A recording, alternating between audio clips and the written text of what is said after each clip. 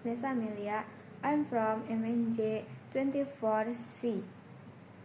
Halo teman-teman, di sini saya akan membahas tentang materi dasar ekonomi mikro, yaitu 10 prinsip ekonomi.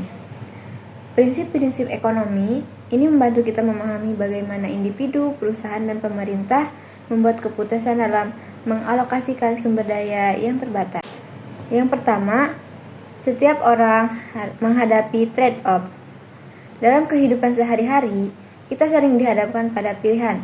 Misalnya, ketika kita memutuskan untuk belajar, kita harus mengorbankan waktu untuk bermain atau bersosialisasi. Jadi, untuk setiap keputusan yang kita buat, ada sesuatu yang harus kita korbankan. Contohnya, kalau kita punya uang 100.000 rupiah, kalian bisa memilih untuk membeli buku atau baju baru, tapi kalian tidak bisa membeli keduanya sekaligus. Yang kedua, biaya adalah apa yang dikorbankan untuk mendapatkan sesuatu. Ini bisa disebut sebagai biaya peluang. Biaya peluang adalah biaya yang kita tinggalkan ketika kita memutuskan untuk melakukan sesuatu. Contohnya, jika kita memilih untuk menonton film di bioskop, biaya peluangnya adalah waktu yang bisa digunakan untuk belajar atau melakukan hal lain. Yang ketiga, rasional berpikir secara marginal. Orang rasional berpikir marginal, yang artinya kita membuat keputusan dengan mempertimbangkan manfaat tambahan atau biaya tambahan dari suatu unit atau kurang. Contohnya, apakah kita akan mengambil porsi kedua di restoran? Kita mempertimbangkan apakah tambahan makanan itu sepadan dengan kenyamanan kita setelah makan. Yang keempat, orang merespons secara insentif. Jika insentif berubah, perilaku orang juga berubah. Misalnya, ketika harga turun, orang lebih cenderung untuk membelinya. Contoh, kalau ada diskon besar di toko online, kalian mungkin akan membeli barang yang sebelumnya tidak kalian rencanakan. Yang kelima, perdagangan menguntungkan semua pihak. Dengan berdagang, semua orang atau negara bisa fokus pada apa yang mereka kuasai dan mendapatkan barang melalui pertukaran. Yang keenam, pasar biasanya merupakan cara yang baik untuk mengorganisir kegiatan ekonomi. Yang keenam, pasar biasanya merupakan cara yang baik untuk mengorganisir kegiatan ekonomi. Pasar memungkinkan penjual dan pembeli untuk berinteraksi dan menentukan harga yang saling menguntungkan.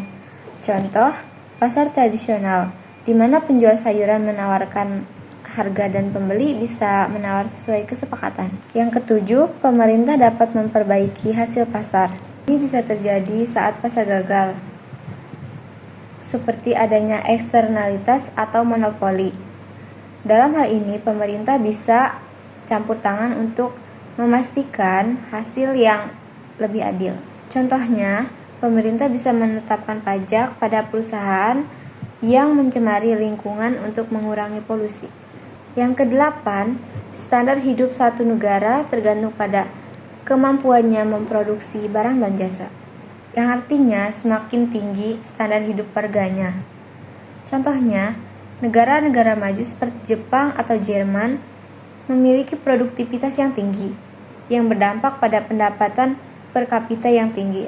Yang kesembilan, harga naik ketika pemerintah terlalu banyak mencetak uang. Hal ini menyebabkan inflasi karena uang yang beredar terlalu banyak, sementara jumlah yang tersedia tetap. Contohnya, ketika terlalu banyak uang di pasar, harga-harga barang seperti sembako dan bahan bakar bisa naik. Yang ke-10, masyarakat menghadapi trade-off jangka pendek antara inflasi dan pengangguran. Pada kondisi tertentu, menurunkan inflasi dapat menyebabkan peningkatan pengangguran dan sebaliknya. Contoh, dalam kondisi krisis, pemerintah sering menghadapi dilema untuk memilih antara menekan inflasi atau menciptakan lapangan kerja lebih banyak. Itulah 10 prinsip ekonomi yang menjadi dasar bagaimana kita memahami perilaku dalam dunia ekonomi. Semoga materi ini bisa memberikan gambaran tentang bagaimana prinsip-prinsip ini diterapkan dalam kehidupan sehari-hari. Thank you for watching my video. See you in the next video. Bye-bye.